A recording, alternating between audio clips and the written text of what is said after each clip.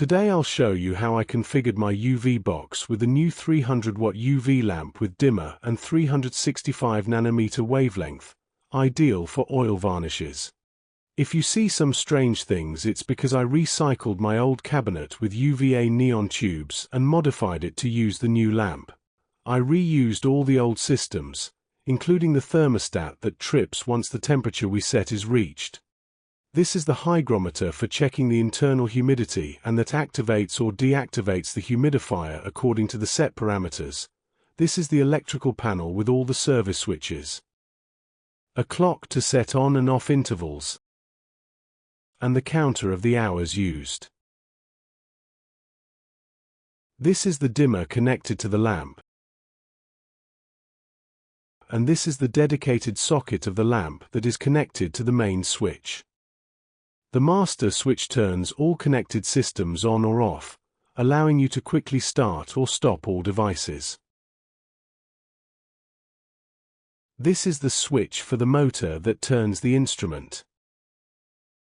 This is for an internal heater that can be used to increase the internal temperature if it is used, for example, to keep the temperature high to promote the self-leveling of the oil varnish.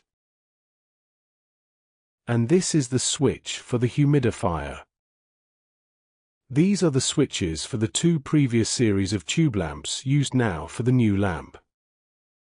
On the outside, I put a small detector with probes inside to check the temperature and humidity inside the UVbox. On the doors, I put 4 latest generation EPA filters to clean the incoming air so that dust does not enter. There is also an internal gasket on the closure that does not let dust pass. This is the tube that, connected to the aspirator, takes the toxic air that forms inside the UVbox outside. The aspirator has an independent power supply. These are the external air intake fans, and above and below there are the hot air outlet vents, which in reality are only lukewarm. Now let's check how much the inside of the UVbox heats up with the new lamp after an hour at maximum power of 300 watts. So after more than an hour we turn everything off, or rather we only turn off the UV light from the dimmer so the fans continue to work, cooling the LEDs. The intake fan is working and the temperature in the room is about 18 to 19 degrees. We open the cabinet and inside the temperature is now about 23 degrees, so only 4 to 5 degrees above the external temperature of the room. With the 4 previous 60-watt neon tubes, the temperature also rose by 10 to 15 degrees. Through the EPA filters, fresh and clean air is sucked in, and thanks to the aspirator, the toxic and hot air is expelled outside, also ensuring a good presence of oxygen that promotes the polymerization of the oil. The lamp is positioned flush with the internal wall, leaving the fans and cooling vents outside. These are the humidity and temperature probes.